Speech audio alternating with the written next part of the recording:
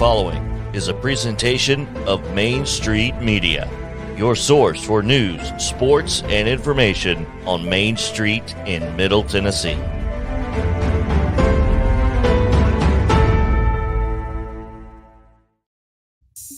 Welcome into Main Street Preps this week with Russell Vanozzi and Tyler Palmatier covering high school sports all across Middle Tennessee. Now with the latest from the TSSAA state tournament and more, we send you to Tyler and Russell. Welcome back to another edition of Main Street Preps this week. I'm Russell Vanozzi, joined as usual by Tyler Palmatier. And Tyler, this is it. This is the last week of high school basketball in Tennessee, and we're going to crown some boys state champions, and then we're going to move on to spring sports right after that. It's hard to believe that the end is near.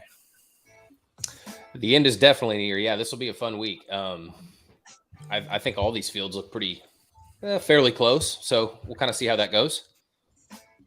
Indeed, we will. And today we're going to have some fun before it kind of all gets really started down there tomorrow with the Nashville and Middle Tennessee teams. We're going to talk in just a moment to Lebanon boys basketball coach Jim McDowell. We're going to review the not so great results for Middle Tennessee from the girls state basketball tournament, discuss the Mr. and Miss basketball winners that were announced Monday night, and preview some of the Nashville teams in the boys state tournament.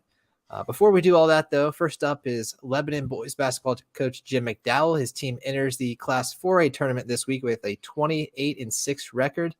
Jim, you doing okay today? Oh, doing great. So, Jim, I know you guys are hanging out there at the Murphy Center today at MTSU, I guess taking in some state tournament action. What has this been like? What has this week been like for your team? Have you been able to practice in any college gyms or anything like that? Yeah, so we won our sub-state game last Monday against Independence at home.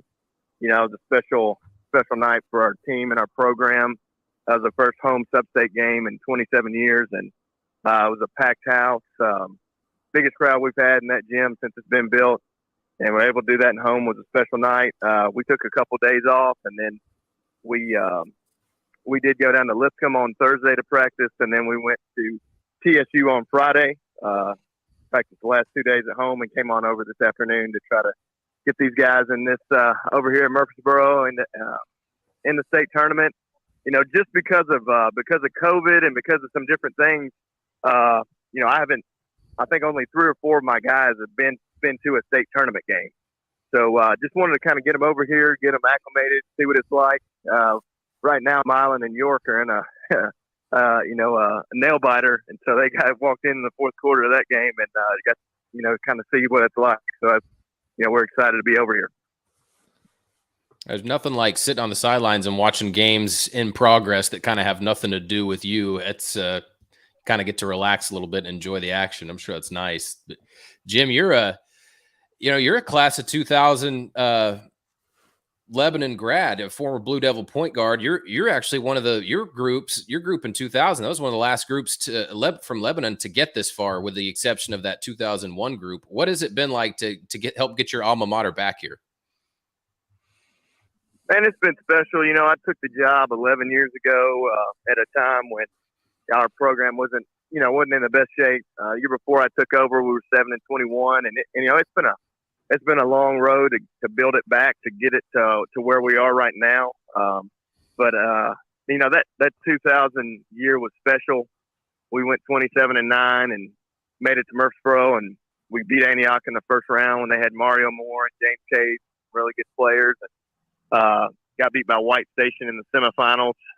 They went on to win it that year. So just experiencing that as a player, really made you want to think about getting back into the game as a coach. And then once you get into it as a coach, having been over to Murphy Center and experienced the state tournament, you want to have your players be able to experience that. And that's something we've talked about for a long time. And for us to be able to be back over here, it's a great feeling. And Jim, taking kind of the wide angle look here at the Class 4A bracket, Middle Tennessee is, of course, well represented with Lebanon, Coffee County, Beach, Cane Ridge, and your first round opponent, Clarksville, all in there with a couple of other teams. What do you just kind of make of that field and kind of how your team fits into the picture there?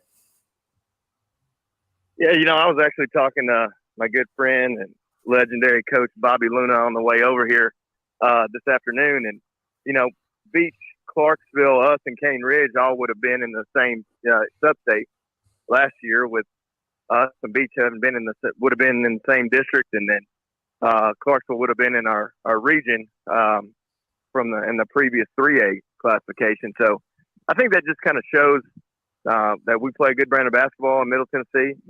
Coffee County and Coach Taylor, it's a great story there with him. We played them this summer down in Chattanooga, and they gave us fits at UTC team camp, and so I knew they had a good team as well. So, I mean, once you get to this point, we've played Beach, we've played Cane Ridge. They're both really good teams, very talented. Clarksville and Ted Young, man, he's a legend himself. I think it's his 6th trip over here, and we played them when J.J. Wheat was a freshman. But just to see him progress as a player, score over 2,000 points, and then he's got a lot of good guys around him with Daheem Berry and the Hines kid, and they are a true team. So I feel like our guys, we've played all over the state this year. We went down to Memphis to the BCAT camp this summer, and the same day we played against Christian Brothers and Greenville. Two Mr. Basketball and Chandler Jackson and Jacoby Gillespie.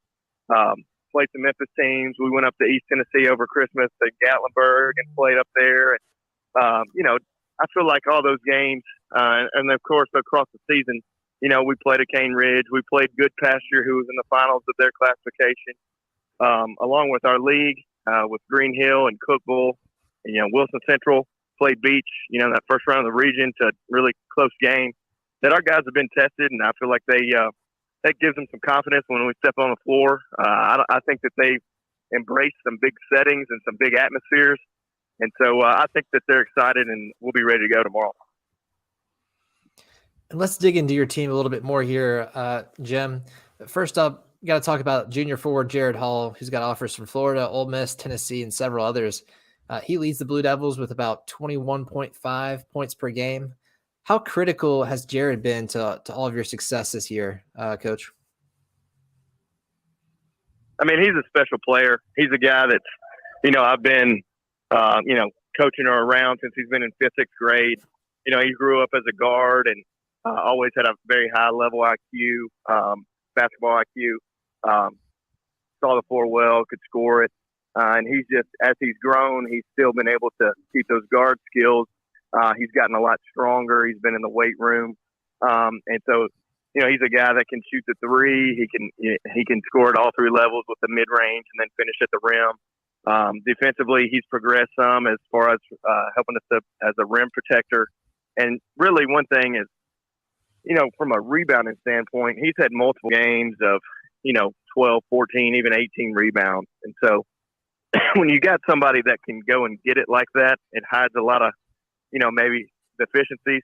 And so he's a guy that makes everybody on the floor better. And I'm glad he's wearing number 5 in blue and white. And to that note, I mean, everybody kind of needs a sidekick, Jim. What Yarn Alexander has been really good for you guys too. What dimension has he brought to you guys? Man, Yarn is a fierce competitor. Him and Jared make each other better. They go at it every day in practice. With Yarn being a senior, he's really taken on a leadership role as far as, setting the tone in practice on a daily basis with his effort. And, he's a guy that will step up and say things when they need to be said. And, man, he's a guy too that, his skill set, man, is special. He's, he grew up in Lebanon. In 6th grade, he moved to Minnesota to be with his dad. Just from a scenario there, they thought that might be a good change of pace for him. And then, last summer, in the midst of COVID and everything else going on, he was back in town, contacted me about coming up to shoot, and came in and ended up being, a good fit. Obviously, for us, I'm glad he came back. I hadn't seen him since he was 6th grade, and when he walked in, he's a grown man. So he's a guy. He's hit some big time shots for us. The one against Green Hill, we're down 3, and he hit the shot at the buzzer to tie the game, and we went in overtime. And both of those guys, they definitely make me a better coach, but they make each other better players every day in practice. Yeah, I can't imagine how nice of a surprise that must have been to have a player like that walk back through the doors. But, looking at this season as a whole here, Jim, you guys have not had many losses, obviously, only 6 losses all year. 3 of them happened consecutively, though, late December to early January. Since then, you guys have won 13 of the last 15. I mean, what has kind of fueled this turnaround over the last couple of months? We when we came out of Christmas, we had some guys that had been going through some sickness, and it kind of hit us hard at that point in the year. And we also we had won 15 in a row before the finals of that Christmas tournament against Summit, and that was a deal that maybe we got a little complacent. We lost a close one. We lost to a good Ravenwood team, that made the sub-state. Then we got beat on a last-second play against Wilson Central. And so having lost those 3 games in a row, to Summit in the finals, I think that was a good wake-up call for us at that point in the season. After that, we won a really tough game on the road at Cookville where we were down, 14 points in the fourth quarter and found a way to come back and win 83-81. And I think from that point on, our guys really believed that no matter what the score was or what time of the game, that they believed we could win, and they expected to win. And so they've kind of carried that on throughout the rest of the season. Hey, Jim, we're going to get you out of here. Thanks so much for your time. But one more thing before we go. Your top assistant, Zach Martin, has been gone most of the semester as his wife, Angie, battles cancer. How has the staff and the team responded to that journey? And do you feel like you guys are playing for something a little bigger at this point in the year as one of your own goes through, something obviously that's very difficult? Yeah. Coach Martin, man, he's a special guy. We worked together at Wilson Central for a year before I ended up getting the job over here at Lebanon. And, he was one of those guys that he has been pivotal to the success of our program. His wife, Angie, has been nothing but supportive the entire time. And so to see him having to go through that and his wife go through what they're going through right now, it's been tough.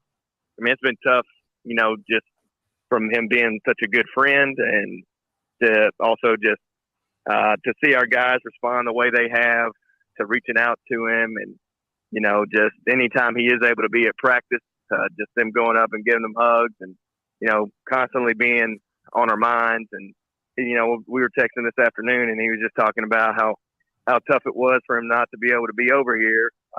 But he's so proud that we are. And so we're hoping that he's going to be able to be with us on the bench tomorrow.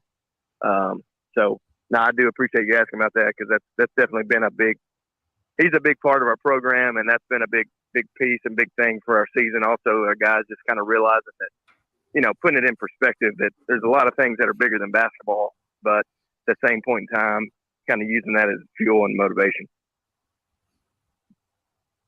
Yeah, it's nice. Always good to keep things in perspective like that. And hopefully Zach can make it out tomorrow. I'm sure that'd be really cool moment for everybody involved. But Jim, thanks again for joining us. Like I said, know you guys have been busy this week, but enjoy the rest of the action there today at Murphy Center, and look forward to covering you. And best of luck to the Blue Devils this week. Thank you, guys. Thank you for having me on, and thank you for coverage of high school sports. Absolutely. Anytime, That's man. been Lebanon boys basketball coach Jim McDowell, and his team has a big game on Thursday afternoon. You may or may not listen to this before then, but they are in that Class 4A quarterfinal against Clarksville, which should be just a dandy of a game there, Tyler. Yeah, that's one. I kind of always just love the all area matchups when it comes down to it in the postseason like that. Maybe people from Lebanon don't necessarily think of Clarksville as in their area, but certainly, they fit in that Middle Tennessee realm, and there's that familiarity. Just, they're not that far away. They're they occupy opposite sides of Nashville. And I mean, Jim's obviously a coach. He's going to do his research, but not every coach knows that the opposing team's best player, JJ Wheat, for instance, has scored 2,000 points in his career. You know what I mean? Like, coaches just watch film differently. Like some will just watch it. They want to just know what's the tendencies, what is he going to do. But because of that sort of area tie that they have, like he knows that JJ Wheat has scored 2,000 career points. I mean, it's just there's a different level of knowledge about the opponent that's there when the area teams meet. So that could be really good. And Lebanon, man, obviously we don't know what's going to happen in that game, but just getting here, like you said, was such a battle for them. I mean, to lose those 3 in the middle of the winter. And then when you think about all those battles with Green Hill, I thought Wilson Central was a tough out for people for some reason. Right there late in the year, they were upsetting a lot of teams. So I thought they ended up playing a pretty good schedule. Yeah, definitely. And, this isn't quite on our agenda, Tyler, but something dawned on me here with, talking about how tough of a road it was for some of these teams. I almost haven't even noticed that we have, a 4th tournament this year. I don't know about you, but I don't seem to have any problem with having the extra teams in. I think if anything, it's just kind of helped a few extra teams that probably should have been to Murfreesboro in the past advance there. And at least through the girls tournament and looking at the boys bracket, it doesn't seem to me that anything's been watered down or the championships are any less meaningful. I don't know. Do you have any thoughts on that? No, my background in covering some of these sports is a little different because, where I'm originally from, there were 6 classes. So they'd play class. Well, it was all split up. It was the small schools, which was split up into class A, B, and C one week. The next week, it was class 2A through 4A. 5A and 6A had their own weekend. So, it's just kind of, you have to just pick your poison. If there's going to be 4 classes, you're going to either have a busier state tournament week or you're going to have multiple weeks of state tournaments that you're going to have to conduct. And in Tennessee, they already have the Division II state championship. So it's already split across 3 weeks. So I guess I don't know. It's a lot of action to cover. That's the one thing I've noticed about it. But I don't think anything's watered down. Look at, some of the 4A and 3A teams that you just kind of look at them on paper and they don't really look like they belong together necessarily. No disrespect to Page girls, but going up against a Blackman or a Bearden, I just wouldn't say those 2 necessarily really belonged in the same class. But no, I haven't noticed anything negative about it. But I haven't. Maybe people have another opinion. I think they've been great. The only difference definitely is, you got games starting on a Tuesday and then some teams that play on a Tuesday. I think Page had 2 days off last week. I think they played Tuesday, didn't play again until Friday. So the schedule is a little weird. Yeah, if you like the traditional 3-game tournament, Thursday, Friday, Saturday, then you may not like this. But no, I don't think it's been watered down at all. I think it's been great. And so with that, let's make a quick review here of the girls' state tournament. Like I mentioned at the top of the show, it was not the most memorable one for the Nashville area teams, but nonetheless, we've got winners here to discuss. And in Class 1A, McKenzie beat Wayne County 46-42 for the title, and that was their first ever state championship. So congratulations to McKenzie. It was their first state tournament trip since 1963, and it comes in the same school year that their football team finishes the runner-up. So I'd imagine over there in the McKenzie High School athletic department, they're just beside themselves with happiness because that's kind of a banner year for them. But Tyler, you had, both of us actually had McKenzie beating Wayne County in the title game. So in that first game, we were actually on the money there. Yeah, I'll take that. I wasn't really sure what to pick there, to be honest. But in Class 2A, I think we both got our champion right. Both picked Westview as the favorite. Westview beat York Institute 47-37 for the title. Their second ever, first since 96. 3A, we were both right. We both picked Upperman. Brooklyn Crouch, great tournament. Another Miss Basketball for Upperman. Upperman beat Jackson Southside 48-43 for the title. Brooklyn Crouch is a heck of a player. Yeah, definitely. She, like like I said, came home with the Miss Basketball Award for that class on Monday night. And Upperman really recently has been dominant. I mean, titles in 17, 18, and now 22.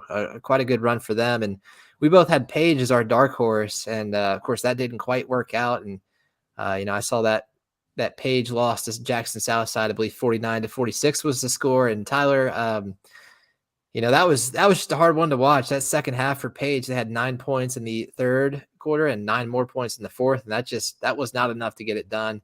Their 2 senior stars, Lily Wilkin and Mackenzie Cochran, both fouled out. Mackenzie Cochran fouled out, I think, with about 6 minutes still to go. So tough scene there for Paige. Really kind of felt like this was their year to at least be there in the finals. They lost the region championship, I believe, to Upperman by 3 points. So that would have been, another great title game if they had met again. But, that's just kind of how it fell out there. Yeah, it's definitely that was a state championship caliber Page team, no doubt. I mean, that was a pretty well played semifinal all the way through the finals. A pretty close game. So I think that one, as good as Upperman's been, was a little bit up for grabs. I mean, I thought Jackson Southside was good enough to win the title too. So, and in 4A, man, boy, the mid state teams just this was a tough class. I think. I liked Bearden as the favorite and got that correct. Bearden beat Farragut 52-34 for the title. And man, Bearden just rolled, won them all 3 games by an average of at least 20 points. Just pretty impressive performance there to win the championship. Yeah, there was, and then of course the all Knoxville final there that I was completely off base on. You got Bearden correct as the winner. You had Blackman as your dark horse. I had regrettably Blackman is my favorite and Cookeville is the dark horse. So that didn't quite work out. But yeah, Bearden had a great run. I got to see them play Beach and they handled Beach pretty easily. And it's something interesting about Bearden is I think some of their fans had a good idea they were going to make it to Saturday because on Friday afternoon, not many of them had made the trip. There were not many Bearden fans in the arena. Their student section had about 5 kids over there holding like a paper sign, and you looked across the way and Beach had 150 or so. So that was kind of weird to see. But yeah, Bearden, congrats to them on quite a great season there. Yeah, it was and I don't know. I don't know how many surprises there were in that field. I thought that the Middle Tennessee had a chance for a few more titles in that potentially, especially in potentially 3A with Page, but and really 4A with 3 good teams in Blackman, Cookeville. I mean, you're talking about Oakland in there, the Clarksville teams like that. I thought there were some good groups in there, but what can you do? Moving on to the boys field, Russell. I like Clay County, East Nashville, Jackson Southside, and Cane Ridge to win titles this week. And when just kind of starting in Class 1A, I don't know. I don't think Grant Strong's really going to be denied there. I think East Nashville looks like easily the best team in that class by maybe double digits. Not as familiar with the Jackson teams, but I like them. And I think Cane Ridge is going to get it done for Nashville. First Metro team since 81 to win the largest class public title. Yeah, that's if our predictions are correct here, and they were somewhat correct last week. We were batting maybe 50% or 75% there. Then it will be a kind of a banner week for Metro Nashville. And I'm in agreement with you on all the favorites there. Like we talked about last week, I think there's a couple other teams to watch, like maybe East Robertson, they're in 1A, York Institute. We've mentioned Beach a couple times there. 31-4. I mean, it's 34-1. Sorry. It's hard to overlook a record like that. So it'll be interesting to see if we get maybe an all mid-state final there in 4A, but that kind of leads us into our conversation about, man, this could be a really big week for Metro Nashville 1 year after they were not necessarily shut out of the state tournament, but because Pearl-Cohn and Maplewood, Maple was there on the girls' side. Pearl-Cohn was there for the boys. They were both ousted in the first round. Cane Ridge did make the final in Class 3A where they, as we talked about before, ran into just an absolute juggernaut of a Houston team coached by former Memphis Grizzlies shooting guard Mike Miller. None of that's there this year. Houston is not around, and Cane Ridge certainly looks like a favorite. East Nashville, I got to see them play on Tuesday morning, and they pretty much rolled to a win over Summertown, 70-52. As it's kind of been all season, Jared Taylor and Jalen Jones were the story, and you can read all about that at mainstreetpreps.com. But those two combined for almost 40 points. Jalen Jones had a triple-double, and it just seems like East Nashville is on a path there to potentially get its first state title after finishing the runner-up a couple times recently. Yeah, I think it's just for East Nashville. It's just about finishing at this point. I think that's looks like pretty clearly the best team in that class. It's just about going out and doing it. Cane Ridge has a little bit of a tougher path when I think about maybe some of the teams that are out there, like Bearden. I think Beach is really good. You just kind of have to kind of see how things go. I mean, really, both of them are the favorites. It's just a matter of handling that role as the favorite and just playing like you know how to.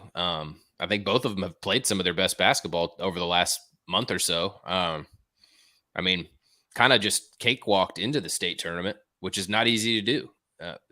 You've seen it with good teams. It can be a grind to get there. So, we'll just we'll kind of all be waiting to see what happens with that. I had a couple takeaways from about some of these players that I'd never really talked to, like I'd never met, or I've still never seen Grant Strong play. And just meeting him yesterday at the Mr. And Miss Basketball Award ceremony did nothing to change my mind about my Clay County pick. He's an impressive kid. I sort of felt like I was talking to a 40-year-old Division I head basketball coach. He's just collected. He's super mature. And what is he? He's like 6'2", 6'3", just long, lean basketball player and knows how to score. And he's not really, he's not out there to showboat or anything. I asked him, I was like, how do you keep your scoring average above 30 points, for 2 seasons? Yeah. And he says pretty simply, that's just my role. He said, some guys play defense, some guys rebound. Mine's just to get us the points. And he looks at it pretty simply like that. So you got to just love that sort of mindset. He just strikes me as a guy, like when you have the best player in the tournament and he's the best senior also, I think he's going to go get him another title. So we'll just have to see how that plays out. But man, it was fun to talk with him for a few minutes. And yeah, you got to love the confidence level. I remember last year when, he wins the state title, wins MVP, walks into the post-game press conference with a Belmont shirt on, because he felt like Belmont wasn't recruiting him enough. Mm-hmm. So now he's heading to Tennessee Tech. Yeah, I mean, we'll find out. So we will. And I think they're going to be, fortunately, I guess for Belmont, they're going to be in different conferences. So maybe they'll schedule a non-conference game or something. But I think Casey Alexander and Belmont might have dodged a little bit of a bullet there with having to go up against Grant Strong a couple times this season.